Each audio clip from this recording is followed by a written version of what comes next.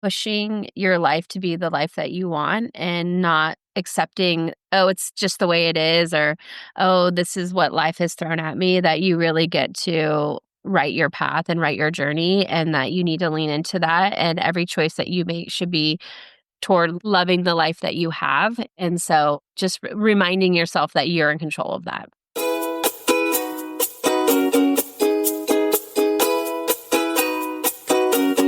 Hey, beautiful soul, and welcome to Dear Body, I'm Listening, the podcast for women navigating chronic symptoms, invisible illness, and that daily dance between hope and exhaustion. If you've ever been told it's all in your head, well, this podcast is for you because your body is not lying and neither are you. Hi, I'm Donna Piper, movement therapist, Pilates instructor, and chronic illness navigator. After years of being dismissed, misdiagnosed, and doing everything quote unquote right, but still getting sicker, I created this space to tell our truth. Here we talk about swelling, brain fog, nervous system crashes, and the kind of symptoms that don't always show up on lab results. We're going to explore lymph, breath, movement, self-trust, latest research, books, relationships, basically everything. All from a place of compassion and honesty. This isn't about fixing your body. It's about finally being heard and getting some answers. Hey, beautiful soul. Welcome back to Dear Body, I'm Listening. Today, I'm joined by someone whose work is about honest conversation and real life twists, Heather Nelson. Heather is the host of Life Conversations with a Twist, a podcast that spotlights women who are living boldly, leading with heart, and finding purpose to their pivots. She's also a connector at her core, the kind of person who builds community wherever she goes. What I love about Heather is she doesn't sugarcoat the journey. She talks about the messy middle, the seasons of change, the body lessons, and the courage it takes to keep showing up as yourself when life rewrites the plan. In this episode, we're going to dive in to what it means to listen to our stories, our bodies, and to each other, and how connection itself can be a part of the healing process. So grab your tea, take a deep breath, and let's jump into this conversation with Heather. So welcome, everyone. I have Heather Nelson here with me today. I'm really excited. We had a great conversation over on her podcast a few weeks ago, and she's just incredibly cool. She's very honest, and I just can't wait to learn a few things from her. One, she's great at connecting, and she is one of those natural people that just brings everyone together. And for those of us that are always by ourselves, I'm sure she's going to have some either inspo or some perspective on how to connect even when you're not feeling great. She also happens to work with someone that has a chronic illness, so she has a really cool perspective on what it's like on the other side. I mean, we know our side, and it's hard to explain when you're not in it and having it, but to have someone that can have a different perspective of what it's like, I think is going to be really cool. And then finally, she has some really cool personal things that she does where she's very generous. And if we have time, I definitely want to dive into that in her journey. So without further ado, with all my talking, let's welcome Heather. Thank you, Don. Thank you. So excited to be here. It's fun to be on the other side. As you mentioned, I'm a podcaster as well. And so it's always fun to be on the other side. But again, at the end of the day, it's all about connecting, and it's about conversations and organic conversations and showing up authentically. So I just love any of these conversations, who's ever leading it. So I'm really excited to be here today. Oh, thank you. So as we talked about that, let's talk about your podcast a little. What your podcast is, what the inspo was for that, and kind of how you feel leading a podcast since you've been doing it for a while. Yeah. So my podcast is called Life Conversations with a Twist. It really stemmed from my career has always been in sales. So I've always been in business development. I've always been in sales, more in the events industry. So hotels, venues, events, things like that. But most of my career has been connecting with people, taking them to lunch, having meetings with them, getting to know them. And I guess I have this personality or warmth about me that as soon as I meet someone, I make them feel safe and they tell me their whole life story. So I've been the sounding board to a lot of amazing women and their stories. And I thought to myself, how do I bring these people to my podcast, have these conversations, and allow them to tell their journey, because I think every woman has gone through some type of journey. I meet women all the time and I'm like, come on my podcast. And they're like, I haven't done anything cool. I don't have a twist. But I'm like, but you have a story. And we all have a story. And I really want women to embrace theirs and be okay with talking about it. Because really, at the end of the day, the goal is to inspire and empower other women to do the same. And so I feel like by me having these conversations with these women, there's people that listen in that might be going through the same thing or know someone who's going through the same thing, and being able to know you're going to get through it. Maybe some tips and tricks on how to get through it, or just creating connection. They can reach out to, these guests and really be a sounding board and support for each other. So that's kind of what the podcast is about. Most of the women who've been on have all kinds of stories, and Donna was on my podcast as well. They've been through a traumatic experience. They have health problems. They've gone through transitions in their career. I really, again, am embracing any journey. And so it's been really fun. I've been doing it for 4 years, every single week for 4 years. And what I love every day is being able to connect with women like you and women all over the world who are just doing really cool things. And so I will continue to do that. That is definitely my passion. That's beautiful. And what a great platform.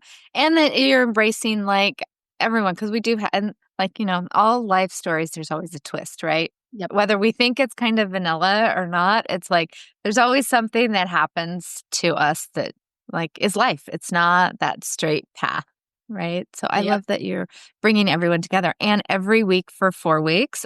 That is impressive. It really is, because, those in the podcast game and stuff, it's like there's a definitely like people get tired or they do season, but that you show up every week because your heart's there and you really want to tell thousands of stories of women, because it does trickle out a web or a pebble. I can't think of all the. Well, it's so interesting because there's some days where, I'm not going to lie. There's some days where I'm like, I don't really feel like engaging and being on. But as soon as I hit start and I'm on a conversation with someone, I never regret it. I've never regretted a conversation. And I feel like the guests, when they come on my show, they come on at a certain time in my life, or even a certain type of like day a week or whatever it might be. And I always walk away so inspired or just excited.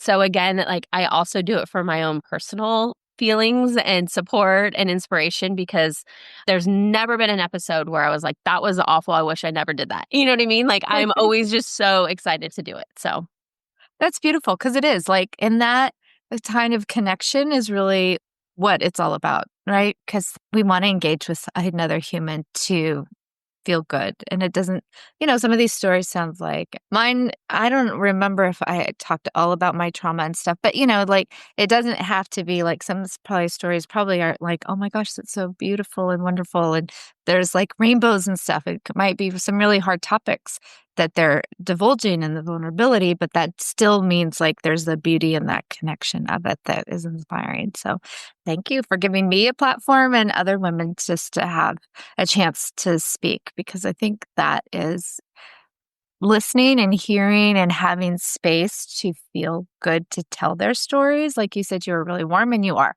You're very warm and right off the bat, like, and you're willing to share your story with openness too, that I think that helps, because the more we talk about things that we think are shameful or embarrassing, right? Or like, oh, no one will get me, or we kind of hide it, then the more we kind of put our self-esteem, all sorts of, it gets all twisted, right? And yeah. not a good twist. I just think we all need more like real people, real authentic people. And it's so hard with social media, as we know, that it's like hard to tell, is this real? Is this fake? I mean, even just scrolling on social media, I'm like, is this photo even real anymore? You get to a point where you're like, is this real? And so I just find that so beautiful that women can still show up and be authentic and show them true selves and show up with a big old zit on their lip. And it is what it is, right? It's part of life. And I think that we have to embrace that and be okay with it. So yeah. Yeah, I do. I love that, because it is like the real stuff is the more exciting stuff, really. I mean, even if it's kind of, at least it's alive. It's not so, like you said, is it real or not? Like it's not trying to be this fake thing that's not you. And people care more about people when they're really authentic.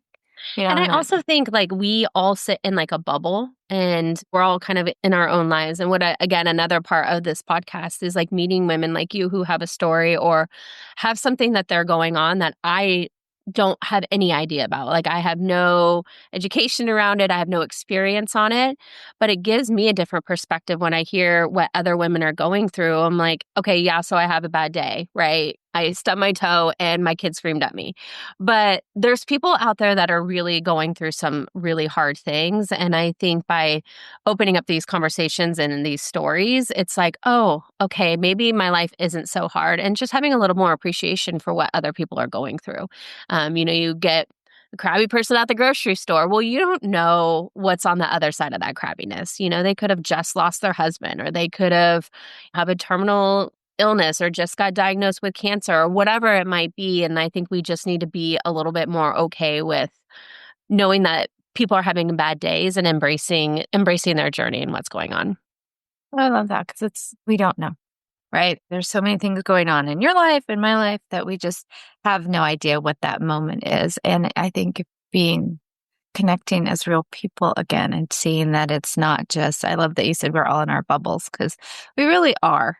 How we interpret life is all through like our perspective, and just to kind of have that little moment of shift does also make us feel better because then we're not like, why is that person such you know what I mean? We're not like then spiraling into our own story about life and people and negative Nancy sort of situations. And I want to talk about that bubble a little bit more because, I know for me, I was a very social person. And as I got worse with my illnesses, I didn't even really know it was quite happening all the time, but I had chronic pain and migraine. So I was a friend that was a counselor. Like I always would cancel plans, not because I wanted to, but it was just like inevitably always these days, like things I really wanted to do in the future when I'm feeling good, I'd make plans and then the day would come up and I'd have a migraine, or as I got more sick, like it just physically wasn't possible for that. And I think connection is really, especially when you're in that perspective of I want to connect, but then I don't want to be the friend that cancels. So then I stop making the plans. You're in sales, and not like sales, like you seem, and my feeling and to know you for a few times is that you really care about people. And that's really what sales is like if you care about people because you like them, you want to give them what they want. And if you have what they want, then it's easier for them to buy what you want, right? But it's really more of a natural, like you care about people, so you want them to have what they want. So what would you say about like people like me that tend to isolate? We don't even have to talk about the chronic illness. Like, I mean, I know there's millions of people that have different reasons why they don't interact, but do you have over the last few years, I would love to hear your perspective on connection or maybe just like why you're so interested in people or any of those things. I asked you like 5 questions. I have so many thoughts around that. I think at the end of the day, connection is about, it could be a one-on-one conversation. It could be you and I having a conversation. It could be a group interaction, but it also can be listening to a podcast or joining a group on social media where there's some kind of engagement. It doesn't always have to be like a physical, like face-to-face thing that's happening, but it can be a connection virtually. One of the things that I've found very important for myself is I have like a to-do list every day. It's like, make sure I drink my water and, make sure I wash my face at night. It's the basic things. But one of the things that's super important to me is like making sure I check in with a friend. And it's not a friend who I talk to every day. It's a friend who's been in my life or something came up or a conversation about that person. Like I'm all about reaching out to them. And it could be a quick little text that's like, hey, thinking of you. Or even if you're driving and you think of someone, what is the harm in just when you are not driving, and you're pulled over and just sending them a quick text and just letting people know that you're thinking of them. And I think sometimes that goes a long way, especially like if you are in your own bubble or if you have a friend that's in a bubble that is in a bubble and is not wanting to be social, and just checking in and just saying like, hey, I'm here. Do you ever want to grab a cup of coffee? And then sometimes it's like meeting them where they're at. I've learned over the years, especially with my job, was to build relationships. And so obviously, like I take people to lunch, but then meeting them where they at. Some people didn't want to go to lunch. They wanted to go have a cup of coffee, or they wanted to go for a walk, or they wanted to go get a pedicure. And so sometimes it's like meeting people where they're at and where they feel comfortable to give them that experience. So I've always been a flexible person when it comes to that. Like I'm open if they want to go, go play pickleball. I'm like, sure, let's go play pickleball. Let's try something new. I think it's so important to kind of meet them where they're at. And it could be, hey, let me stop by and we'll have a cup of coffee on the porch, or dropping off a little gift to somebody, just saying like, hey, I'm thinking of you. I think those little things go a long way. And I think people are in their bubbles for certain reasons, and hopefully they're not in bubbles for years and years and years, but maybe it's just a season. Maybe it's just a week. Maybe it's a month where they're just not feeling great. And whether that's physically, mentally, whatever's kind of going on. And just knowing that people are in a season, or even if you're in a season, like this is just a season for me, I will get back out and tackle the world. So that's kind of like my perspective of me leaning into other people and making sure like I show up and continue to connect with them. I love that. I love that you have a to-do list that has all the basic things. No, I love that I idea. laugh. I truly laugh because it's like floss your teeth, but they're the self-care things that are important to me that I need to make sure I do every day. No, I love your list. I really do. Like, I would love to hear all the things because those little things are very important, and the little things add up. How do you decide the person that you want to reach out to? It's kind of like what comes to mind. I mean, every day I randomly think of somebody, or if you're on social media and you're scrolling and somebody, that's the other thing. I hate being on social media. It's like one of those love-hate relationships, but I truly tell people the only reason I'm on Instagram is because I want to know what my clients are up to. In my last career, like where my position was, I followed all of my clients on social media. So I engaged with them. And so when I went to go meet with them and have lunch or whatever, I'm like, oh my gosh, how was your trip to Hawaii? Because I knew what was going on in their lives based on social media. So again, a connection can be online, and I think you can comment and even like DM people or send someone a cute little meme that like reminds you of them. That's all connection. I know I get so excited when someone sends me a cute meme. I'm all, oh, they were thinking of me today. So again, I think it's like there's so many small ways to connect with people and like easy ways. Yeah, I love that, especially small and easy. And I do like that you do a list because part of like the chronic illness thing is rest and doing like half of what you do. So to really kind of organize really what's important because, some days it is just like taking a shower, brushing your teeth, like that's a success. But also to you have a ritual with that. So then you have that thought of like, okay, who can I reach out today? And it's not planned, but it's in your everyday kind of sphere and energy. So you're like, okay, this is what I'm going to do. And it helps both you as a connector and then the person on the receiving end. So those are some really good tips. And I mean, we're all on social media. I'm the worst at Instagram. I really am. But I can scroll and send stuff, like I'm on it. I'm not good as being a business person on it, but Me neither. Yes. using it, hands down, perfect. Like scroll, DM, all those things. So I love those tips because I think it's really important. And I do know that you work with someone that does have some chronic illness. And I would really like to hear your take about and I want to hear the real stuff because like having chronic illness is a pain in the ass. Probably dealing with someone with a chronic illness can be a pain in the ass. And not that it's a negative thing. It's just not usual what you're taught to be like a boss or interact with, right? So there's things that come up that are probably like, huh? That might have been confusing. So like, you're not going to offend me. And hopefully, there's no like PC way to talk about this. Really, I just really want to hear your real experience about it with no judgment, if that Yeah, makes sense. absolutely. I think as you and I were kind of chatting before we came on to record, I've never had experience with someone with chronic pain. It's always been a physical, like they're sick or they have cancer or there's something like very physical about what they might be going through.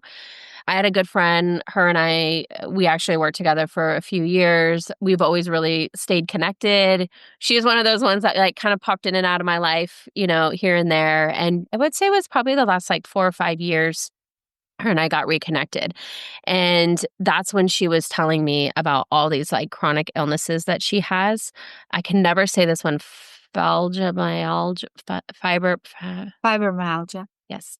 I know that's one of them, and she has all kinds of things. And so she's not able to work at a full capacity like she has in the past. And she has good days and bad days. And she, again, this was like a first experience for me. And I'm like, wow. And she tells me all of these things that happen to her on the daily. One day we show up and it's like 90 degrees and she's in like full sweatpants, full sweater, layers of clothes, boots on. I'm like, girl, it's so hot. But she's like, I'm freezing. And like her nervous system doesn't adjust well to the weather. So I was like, oh, it was my first experience to be like, oh, this is like a real thing. And this poor thing has like no control over it. She does her pain, things to get her through each day. And then some days are good and some are bad. So recently she came to me and was like, I need to work. The non-working is really hard for me because she used to be like a hustler. She was like me. We were in events. We were in sales. She worked so much. And then she got to this point where she physically couldn't work at all. Her mental health is great. I'm like, this girl is smarter than she's on it. I'm like, anytime that there's a tech problem, I send it to her and she figures it out. So it's, again, not a mental thing. It's like a physical thing for her. And she's like, I just need to work. And I can't really work because, she's getting paid through the state and I'm not quite sure how all of that works. So she's like, but I need like something to do to keep my mind busy and to make me feel good again and make me feel like I'm part of something. And so I have a business. Me and my husband have a business. It's an event labor business. And so she's been helping me with a lot of behind the scenes, like creating invoices. She helps with scheduling our crew and she's helped me with like all the tech and like software side of things. I truly do not know what I would do without her. And I tell her that every single day. But one of the things that thankfully the job that I've given her is not if she chooses not to work a day, it's fine. It's not going to like set us back. Or she's super honest with me, like, hey, Heather, today's not a great day. We check in every day. And she says, I have doctor's appointments this day. I might not feel up to it later. Or she's like, I'm in a lot of pain, or I didn't get any sleep last night. And for me, as a friend, but also as a business owner, I just want to be flexible. I want to be able to give her the flexibility and know that there's no pressure either way if she's not feeling great or not, and giving her that grace of knowing today's not a great day. Okay, then tomorrow's a new day.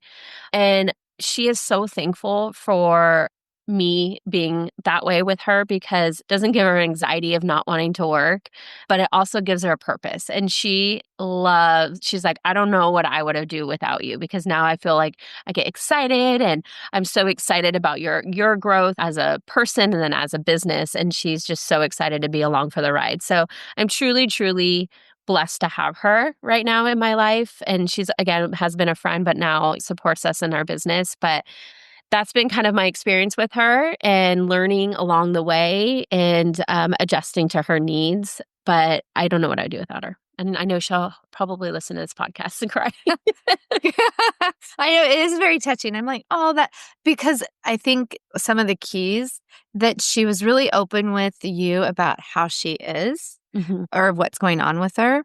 And you were able to, even if you didn't understand it, like, I don't even know if I understand half of my stuff and my behaviors because of it, truly, let alone enough to explain it to someone. But then also when you heard about it, you were open to hearing and adjust. And it wasn't like, oh, well, how's this really going to work? And that, it's nice to have a position where it's not dependent on day. Like you said, you do event staffing. So if you have an event and you're scheduled for that event, you need to show up for that event, right? Like that. So it's a position that is more project management and you're flexible. But I think really the key is that she told you and was honest and you listened to that and you adjusted each other's expectations of what the job requires or what you need and what she needs in a way that's workable for both of you. Because I know I can speak for myself. It took me a long time to tell people that I was sick because, who wants to be the sick girl all the time, right? Or like, and then people look at you and just like, well, you don't look sick, so Mhm. are Yeah. you lying? You know what I mean? Like, what are you playing over there? Like, really? So it's like, and how do you explain someone that you're sick that you can't see it? Mhm. Right. So, and I'm sure having his job, I mean, I'm going to speak for her and she can like DM me or tell me, like, no, girl, that's not how I feel at all.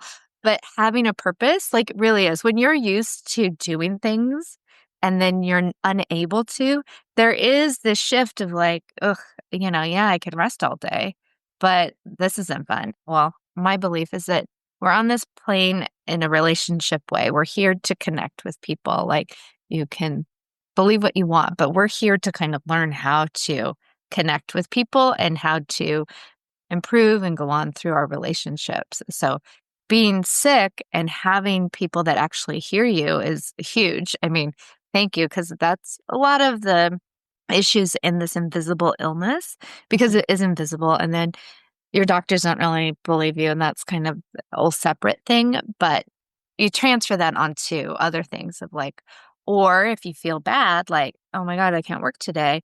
How can I tell my boss that it's Mhm. because I'm in so much pain? Because they're like, well, whatever. Because for me, I know there's been days where I'm in like great deal of pain and I could do it anyway. And then other days I have huge amounts of pain and I can't do it. And it's unexplainable for me as well. So I really appreciate that you just not only looked at your situation and your friends, but you see how valuable she is. Because it's not that we feel like, and I'm again talking for her, but she could correct me, unreliable. Like, no one wants, I don't want to be the unreliable person, right? Like, if you're hiring me, I don't want to always feel pressure that I'm letting you down as well. So that Yes. you have that thing where it's like, that's not in the ether of this relationship is a very beautiful thing. And so, with the strange things that come up with like wearing a lot of like clothes when it's really hot out, like, what is your kind of interpretation of chronic illness? I'm just curious. Like, you don't have to know, like, what does that look like to you? Like, when you see that, are you like, oh, I don't get it? Or, I get it now. I don't think I got it before, but seeing somebody go through it, I see it now. And it's one of those things again, like it's not a physical thing that you see. It's something that internally they're going through. And like you were saying, somebody could be like, "Oh yeah, you're probably just making this up not to work," or whatever it might be. I truly believe now being in it, I'm like, "Oh no, this is totally not it." And she's come to me, or I've come to her and said, "Hey, hey, I have this project. I think I said, if you're feeling up to it, can you tackle it today or whatnot?" The way I worded it, like, kind of almost offended her because she's like, "It's not that I don't want to work. It's that I physically can't work, or I'm exhausted, or my joints hurt, or there's certain things where she's like, I was up all night because I couldn't sleep, and I'm just like, meant." And I'm like, okay. Like, nothing is life or death. We can postpone it. And it's nothing that I don't know how to do that I can't do on my own. And so I think we just have to be flexible with that. And I think as business owners, as we have more employees, that's something that I've learned over the years being an employer or being an employee. This is one of the models that I want to set for our business. And I say that because my husband feels the same way. Everything that I went through as an employee, I don't want to be that. All the yucky stuff, that's not how I want to show up as a boss. I want to be accommodating. I want to adjust as needed. If somebody's not feeling great, okay, like no, no, not to you. If you're sick for a week because you have chronic pain, like there's no judgment behind that because I just remember over the years having different jobs and there's judgment. And I used to get migraines. So I kind of know like you can't see it, but I'm like literally in so much pain. And I just remember like always calling in sick and just feeling so awful about it because they made me feel that I'm lying or I don't want to come to work or I just hated that yuck feeling about that. So as an employer, I'm really trying to show up and be a little bit more accommodating and a little bit more flexible with things and really appreciating people. I think that is something that goes unmissed with employers is like just showing appreciation, telling people you're doing a great job. I see you. I'm thankful for you. I think those things go such a long way. And I think a lot of employers don't do that. And I know I totally went off topic on that, but no, it was you something didn't, that because came to that's right. mind. It's right in there, and that you are placing your business model on that because, like, you had migraines, you had things, you understand. And I mean, I think also your podcast, everything, there's always a twist. So that twist today could be not feeling well, and that you're providing a space where people will want to, like in my experience, people want to show up more Mm-hmm. if they have this experience. Like if you're willing, other than the reverse of like, always, oh, you're lying, I need more out of you, other than squeezing out of it. You create a situation where they actually want to come to work, and then they're bummed because if they can't for sickness or whatever, then they appreciate you more, and then they want to do more for you, which is a more of a beautiful way to be in a relationship, I think. I think that's amazing that you're creating this business model that is really about your values and what you want, and that like that you're like, I don't want to be that icky boss that made me I don't feel want people icky. talking bad about me behind my back, because I know I've done it. I don't want to be that employer. You're like, I know what they say. I tell my husband all the time, he's definitely like when it comes to our employees, he's kind of the one that's a little more like tough love. Or I'm like, oh, let's give them gas money today. Or like, let's buy them lunch, because again, those appreciations go so far. And even sometimes like our team will just show up at our house and they want to talk to him forever. I'm like, that's a good thing that they want to be in our presence and that they want to like stay for an hour and talk with you. You need to just embrace that and love that, because you're building trust. And the more trust you build, the more that they're going to want to do for you. So I think it's all becomes like full circle. And that's beautiful. And that you're open for that. And that's really a nice kind of, I don't know, I just feel like it's like all nice, warm, and fuzzy. You're creating a business up there that is something that is not the antithesis of what you had, but something that embraces all of the positive things and all the things you want to perpetuate, which then also in turn helps people, I think, as we model and treat people. Like, maybe if they want to go in 5-10 years, they create their own business, maybe they'll adopt your own model, Mm-hmm. right? So that's it's more expansive like that. And it probably really comes out at your events too, because when the employees are happy and, they're doing stuff and then they feel like their boss cares about them. So it's just like, there is that, I'm sure you've heard of the anger spiral. Like if you're angry and like you yell at someone, it's quickly like runs through this and then all these people are affected. This is the same sort of spiral, but in a more positive way, Mm-hmm. which is also the same sort of thing. And we need more of that. So We thank you. definitely need more of that. We definitely need We more of need that. so much more of that. I'm like, if I go on another walk and somebody does not say hi to me when I say hi to them, I just want to throw a rock at them. I'm like, why can't you just say hi or like smile? I mean, I'm not asking to have a conversation, but just be friendly. No, nobody can do that anymore. I know it's really weird that is where we've come, that interaction and like just an hour, like, hi, how are you? Yeah. I know. I get that all the time too. People that are like stone faced. I'm like, did they not hear Or me? they totally see you and they're like, Yeah, go the other way. you just look at me. Oh, I have this car I have to look at while I pass by you, Like, look at not me. to create connection.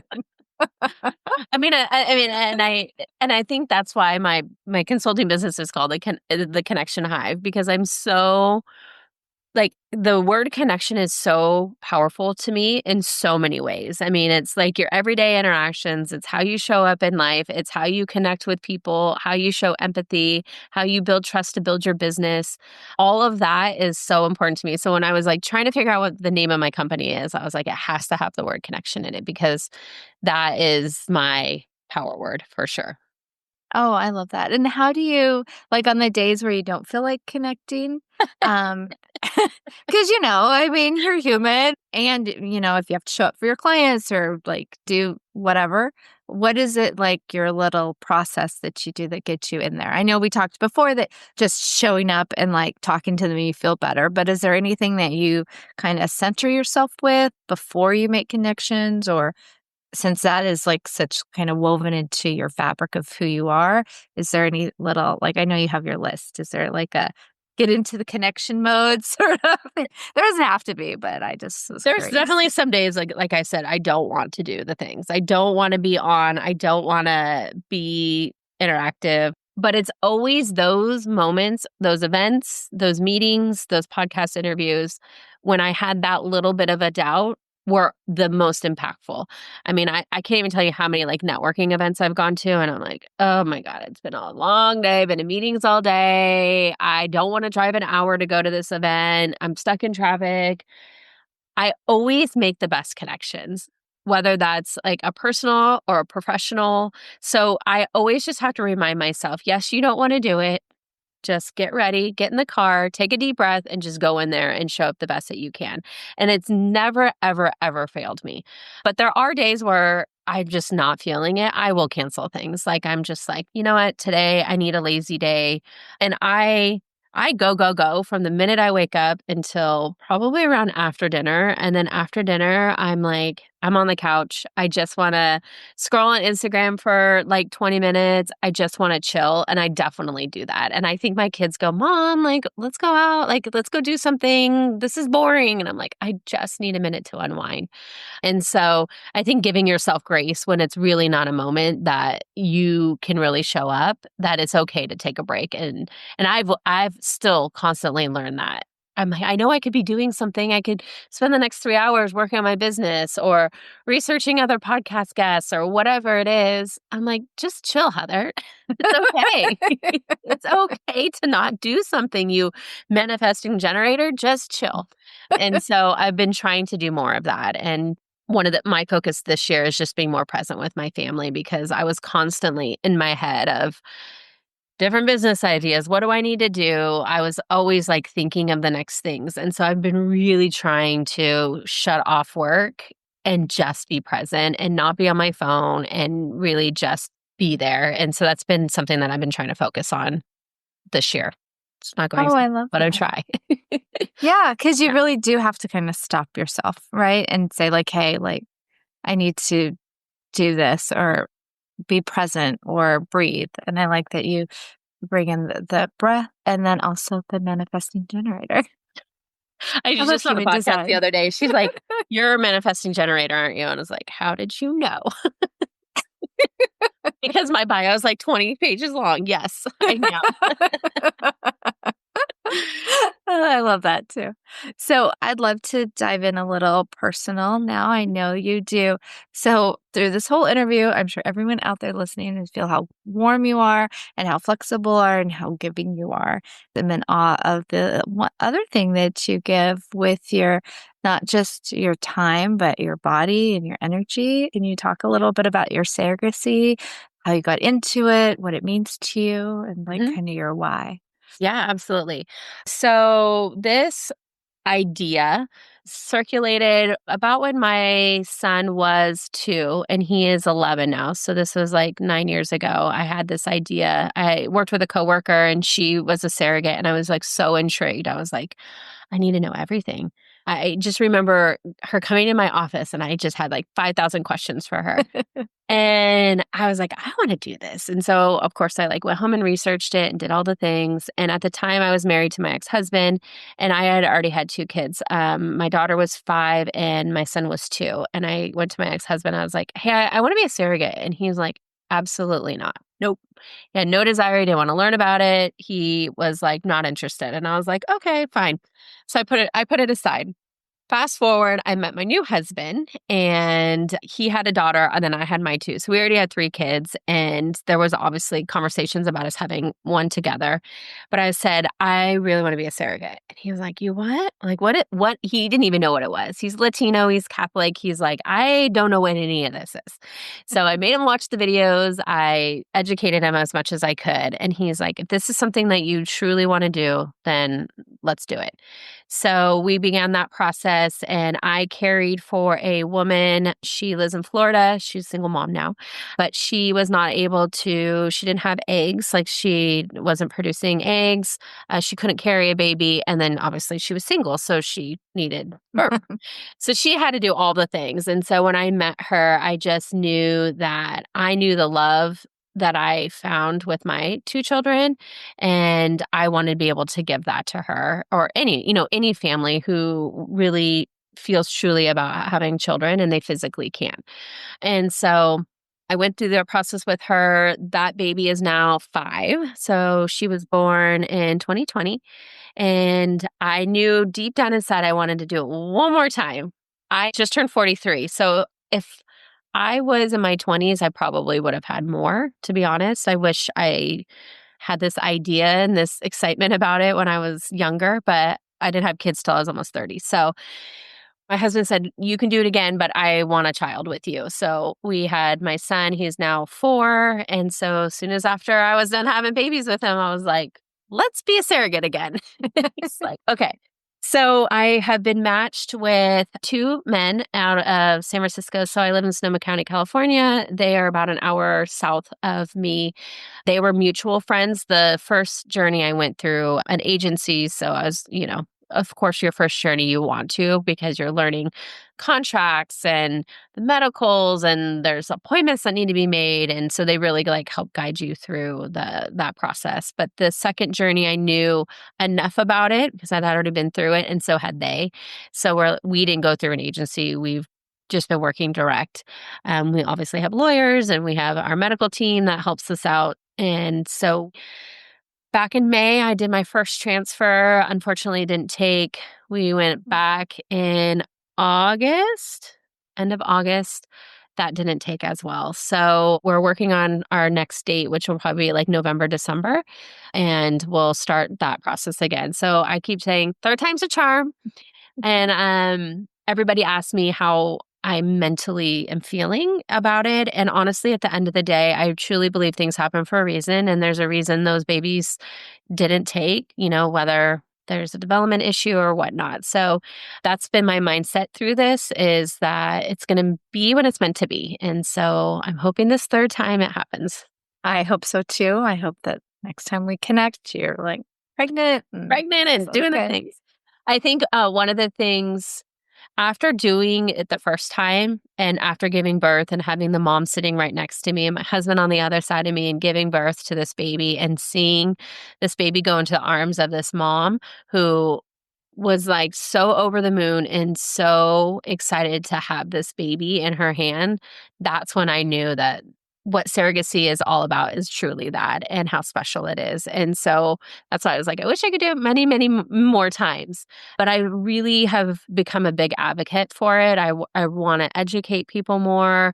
This journey, I've been talking on social media about it more. I will definitely be talking through the journey and, kind of going through the ups and downs, just because I really want people to know that it's such a beautiful thing. It's not a scary thing. It's not a weird thing, that it's something that so many families need right now, especially with all the fertility things that are coming up with women these days. And so I just want to encourage more women to do it. So when you first went through it through an agency, do they give you any sort of test? Do you have to have any mental or emotional You tests do to all go the through? things. You fill out a 90-page survey of everything about you, pretty much. How are your births, who you are, what do you believe, what kind of relationship do you want with the baby? It's very intensive. You go through a background check, you go through a psychological test, you go through medical, obviously, to make sure you're physically okay to have a baby. All the medical records from all your births get turned over to the doctors for them to review. And then you go through contract and go through legal. So you do go through all of that before you get pregnant. That's quite an education, I'm sure, on so many different levels of. So when you chose to do this and you went through all the tests, do they give you any sort of counseling or guidance on not giving up the baby, but once you have the baby, you hand it over to the mother. She was there. And, I don't know anything about it, just people, stories here and there randomly that there was oh, I don't really want to give up the baby. Did you have that, or is I did that not really have a that. thing, or is that just I think it could be a thing for sure. folklore? I think it could be a thing, but I think when you go through this process, it is very contract heavy. It's very transactional almost. You do have access to counseling through the whole process. So with our agency, we have an independent one now that I would always have access to if I felt that I needed it. Some people write in their contracts to continue to do counseling throughout the pregnancy. So there's definitely those services. I didn't need it because I always knew going into this is not my baby. Even up into the transfer where they're like, we're transferring the baby of XYZ into, you know what I mean? Like it feels very like, this is not your baby. And of course, like when you're carrying, you feel this child in you and it's just like I was pregnant with any of my other children. But I knew like when she came out that she's not mine, you know? And of course, do I still love her? Yes. Do I want to meet her someday? Absolutely. Do I still stay in contact and hear all the updates? 100%. But I still don't feel that she was ever mine. Because she And wasn't, she wasn't my DNA. She wasn't, I mean, and she was, it she was was, all, yeah, I was literally just the oven cooking. because how everything kind of transpired, it was like, this is something that you're part of the process, that you're a part of the whole gestalt of it. So is it reasonable? Do they put in your contract that you want to meet the baby? It does depend on, I'm sure it depends on maybe the parent. Yeah. Oh, all of that has to be determined. That all actually gets determined before they even match you. So when you fill out that 90-page thing, they take both and they match you with the right parents that are wanting the same thing. They want the same experience. They want the same journey. They want the same relationship after. All of that gets pretty much locked down before you even kind of even say yes and before you even get to contract. But then, yes, all that comes into contract. I mean, the contract is very, very lengthy. I mean, it's like an hour call just to go through each section, but you're very much protected when it comes to things like that. But what people don't realize, you have to talk about what if the baby, they run tests and the baby has Down syndrome and the parents decide to abort it. I mean, those are conversations you have to go into of setting those expectations of like what will happen. And luckily, my first journey, I didn't have anything that came up. The only thing that came up for us was I lived in an area where we had massive wildfires when I was pregnant. And so she was really worried about my like health because of all the smoke and stuff, even though we were all like on lockdown and couldn't leave our houses pretty much. She asked for me to leave the area. So I did go and leave the area for about a week, but that was a really hard decision because I had a job at the time. I have a husband. I have 2 children, and I'm also in evacuation zone. So if I leave and we get evacuated, now my husband's stuck doing everything. So that was a really hard thing. And that was probably the hardest thing that came up. But luckily, any other weird things, we would always, talk through it. And we had a social worker that kind of helps with navigating some of those harder conversations. Are you in constant contact with the parents to be while you're pregnant, or not really? Or I'm sure maybe you like choose it, but in your case, were you more in contact with her? Yes, her and I would probably talk like once a week, and she always wanted me to send her, pictures of my belly and like videos of the baby kicking, and she videoed all the appointments. So we were definitely in communication. I don't talk to her as much. I say probably like once a month we'll check in, and she sends me photos and she asks about my family. When I picked this new family, she actually talked to them. Like they wanted to chat with her just to like see how her experience was with me. And of course, they're like, she absolutely adores everything about you. I was like, thanks. Thanks. Yeah. And so the current parents now, I'd say we talk maybe once a week. They'll check in because nothing's really happening right now. I don't talk to them as much. But when like the transfer happened, obviously the first transfer, they came with me. So I got to spend time with them and we went to dinner. We hung out by the pool together. And so I really got to know them on a more personal level. They didn't make it to the second one, but we definitely are close enough that we probably will see each other a little bit more. And we communicate randomly different things. So. With this contract, do they want you to be a part of their child's life? Yeah. So because you live close at a more younger age or something, you'll be a part of this like family? Yeah, absolutely. Oh. Yeah. And so, I mean, I barely see them now. And so, but maybe when the baby's here, I would see them more. But for me, I'm like, I raised this little baby inside me. I gave birth to this baby. I want to see what they look like and how they grow and what they like. And, so there's still that like mom instinct of like wanting to know those things. But I don't feel like sad that I don't see her or, I don't feel like that connection at all. Wow, that's beautiful. And the crossover with both of these things is that, people that experience invisible illness, it's like, oh, I don't really understand it. And surrogacy, I think, would have the same sort of like random people that probably are in your life have probably a strong opinion or have maybe told you or a, judgment or whatever. But so how do you personally navigate not just your own beautiful journey, because it's something that means a lot to you, but interactions you said you had. So your husband's changed. So that he wasn't down with it for the first thing. So this new husband is more supportive of everything. But like, what has been some of the sort of maybe almost surprising feedback that you're getting from people, solicited or unsolicited, by friends and family? I think the number one thing that my fear going into surrogacy for the first time was what people were going to think. I truly was worried. And because of where my job was and what my role was, I was obviously interacting with people all the time. And I was so worried about what people were going to think. Were they going to judge me? They always had 5,000 questions, and I was okay with it because, again, I'm just educating people, and I want people to understand, like, this is, like, an okay thing. It's not anything to be weird. It's not taboo. It's a real life thing, and so I was actually very surprised through the last journey, how supportive everybody was. Through my family, I remember telling my grandma, "Don't tell grandma and grandpa anything." My life has always been ups and downs between my divorces and surrogacy and like so many different things. Every time I tell them something, they're like, "Why am I not surprised?" Um, but they've always been they're actually one of the more supportive ones, and they always ask and they ask for photos and they want to know the Aw. things. So I was actually very surprised.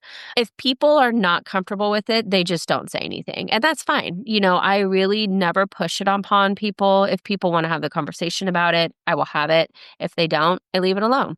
And that goes with my kids. Now I have a 19-year-old who at the time of my last one didn't want anything to do with it. She didn't ask me about it, never interacted with me about it, but now she's like super interested about it and thinks it's cool, because she's older now. Now my 14-year-old is not into it because she is 14, but before she was younger and like didn't really care but didn't really know things, but wants nothing to do with it this time. And so it's interesting how my kids have changed their opinions based on their ages. And obviously when they were smaller, having to go to like pickups or go to school functions, everybody would ask like, "Oh, was this your like baby brother or sister?" And they did such a great job at saying, "No, mommy's caring, for somebody else." And so they get it. I think it's a little bit probably more harder for them, especially now that they're older, how they navigate that a little bit. But again, I don't push it on them. If they want to talk to me about anything, I'll talk to them about it, but I will never go to them and say, "Oh my gosh, this." I leave it to everybody's comfort zone, really, at the end of the day. And it is hard. Some days you are going to a store and everyone's like, "Oh, you're having a baby." And I'm like, "Oh, I'm actually, caring for somebody else." And they're like, "What?" Like everyone's like so shocked by it, and then again, they ask a lot of questions, but I'm an open book. I want people to know about it. I'm not going to lie. I'm not going to sugarcoat anything. Again, I want people to embrace what it is.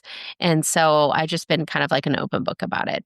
That's beautiful. And also, since you want to share it so much that you are like these opportunities at the grocery store or wherever, if you say that and then, like, oh, maybe they might find some curiosity about it. Do you have anything formal or official where you try to mentor or help people or educate about surrogacy? Not yet, but I think what I might do with my podcast is take like a little season and maybe that's like a couple months and my guest will be all around surrogacy, whether that's a doctor, a fertility doctor. I was actually interviewed on my fertility doctor's podcast as a surrogate, so that was really cool. But I want to have people on the podcast who either are surrogates or I would love to have my own husband on to talk about his experience. And so I want to do more education around that. And I probably will do that once I keep like planning it and then I like not pregnant, but I want it to all kind of happen when I'm pregnant. So it's like in this beautiful like journey together. So more to come on that. Yeah, you're going through like you have a focus right now that you your mission is to get pregnant Yep. again. So that's where all your energy is going and then more.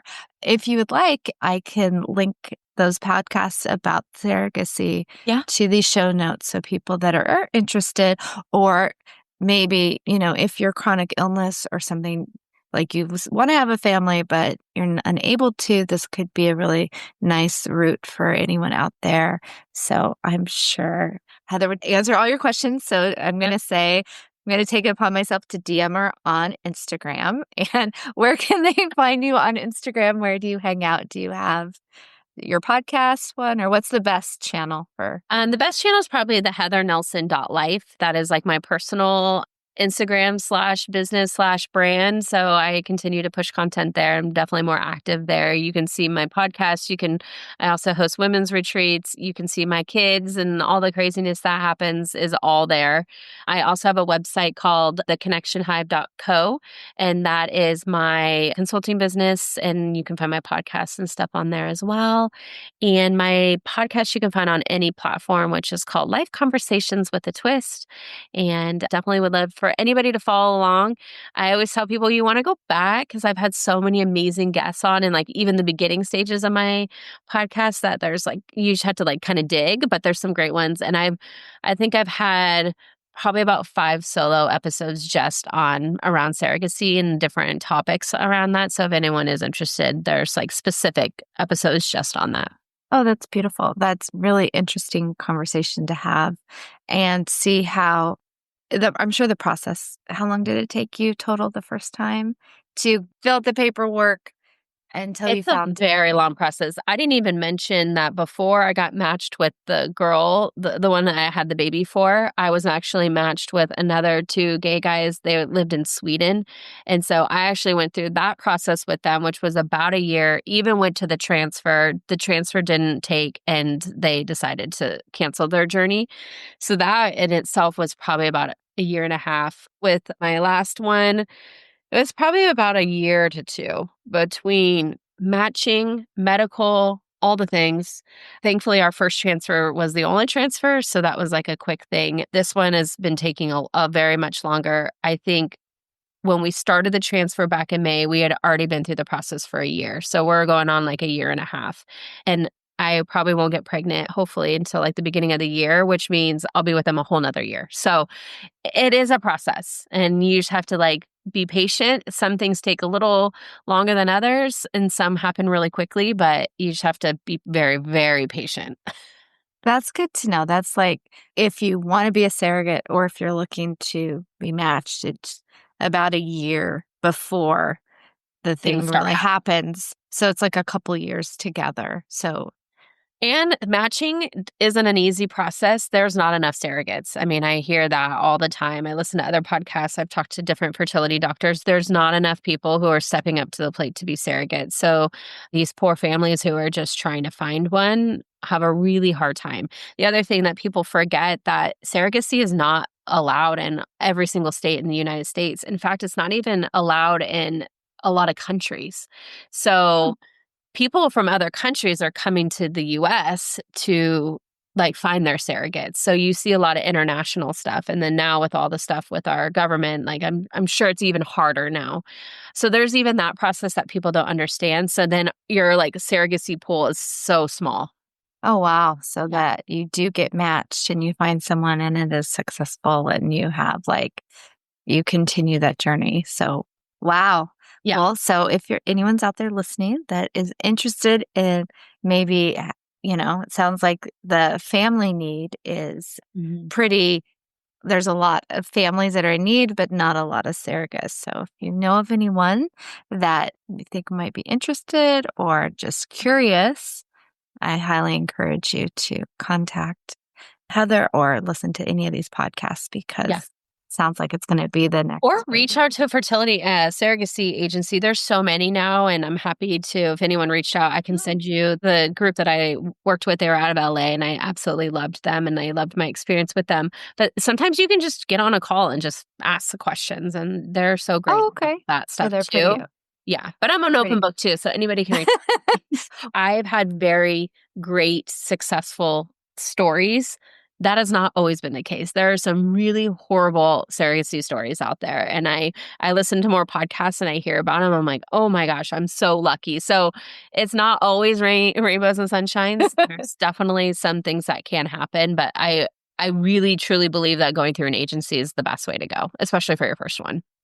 Yeah, it sounds like it's very complicated. Yes, it's And very there's a lot of variables and there's a lot of things that you really have to plan out. If there is birth defects, if there is things like what are both parties willing to do? And even more so than you probably didn't plan out that as your own children, Yeah, right? I mean, exactly. maybe along the way, but not like, okay, here is the whole plan and these are all these contingencies. So it's nice so that then everyone is set up for their expectations and then from the beginning. And obviously things, change. But then if both parties feel a little safer going into it, like, okay, this is our plan. We don't have to do it mid like emotions, mid whatever comes up. Cause I'm sure it's a very emotional journey for each of you, For sure. depending, because there's also hormones involved. So I'm sure that plays Lots of factors that that happen. family, business, your work, your whole life, your hormones, all of, daily life stuff that pull in. So I forget it's kind of a full-time job. There's definitely certain parts of it that feel like a full-time job. So when I tell people about what I do, they're like, "How do you do it all?" I'm like, "I don't know." You just well, it sounds like you're very passionate about all the projects that you have. And I think that also probably gives you some energy Mhm.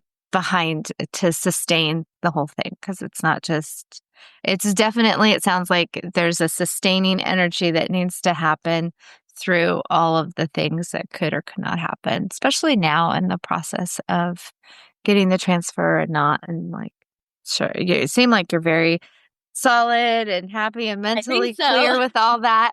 But I've had friends that are getting IVF, I guess Mhm. is technically. And, they've had days where they were supposed to get their implant that day and they were in the parking lot and they got called by the doctor and said their eggs were no longer viable.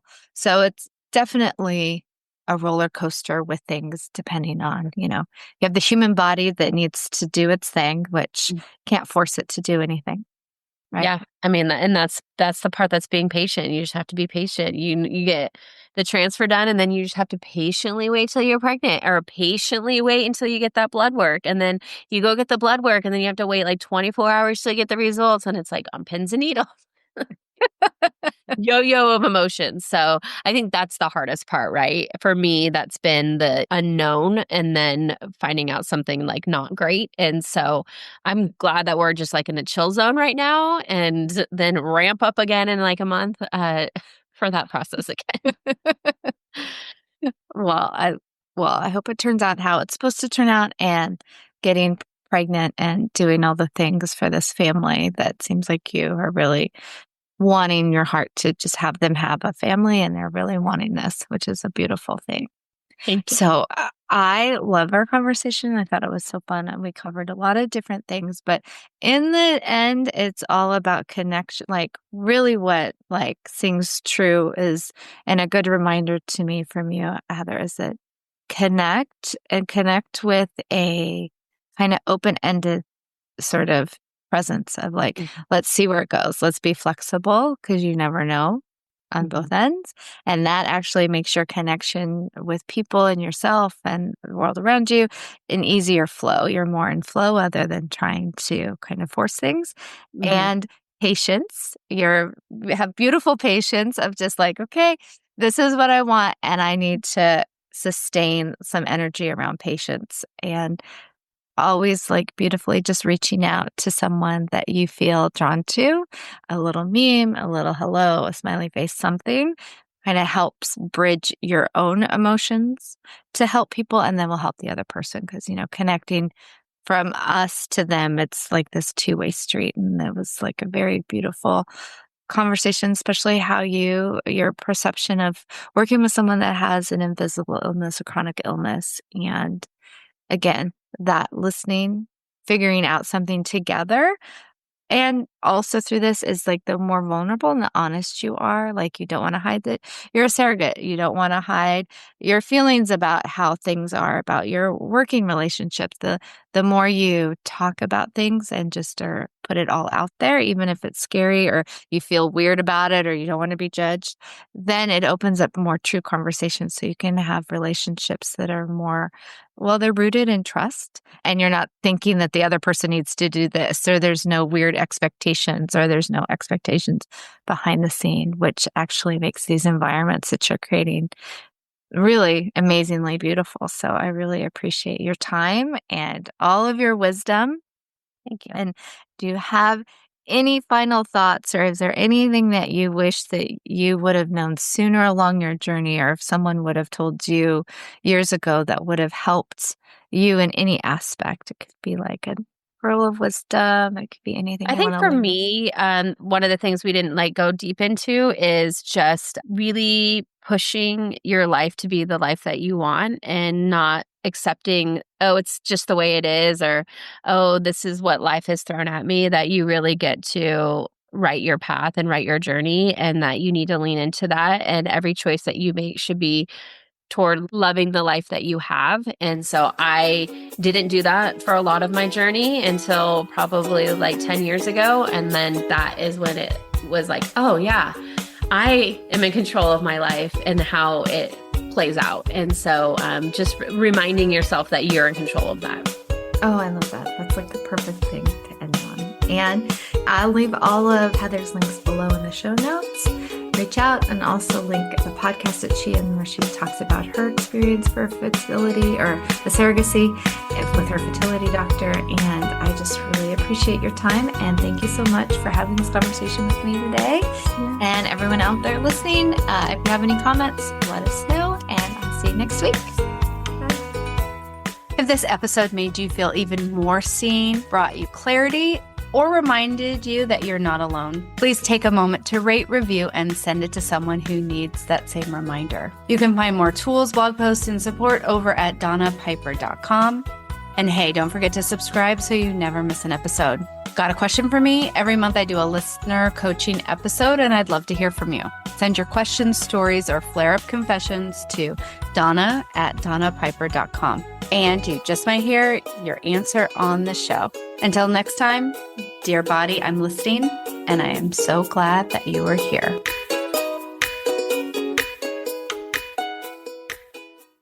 With the state of today's economy, it's more important than ever to invest in products that last for years to come. As the seasons shift and get cooler, make sure your closet is stocked with durable layers that stand the test of time from American Giant. American Giant's clothes work harder and are wearable season after season. Their greatest hoodie ever made is made from the highest quality materials that are cut and sewn right here in the United States. So you're investing right back in your local community.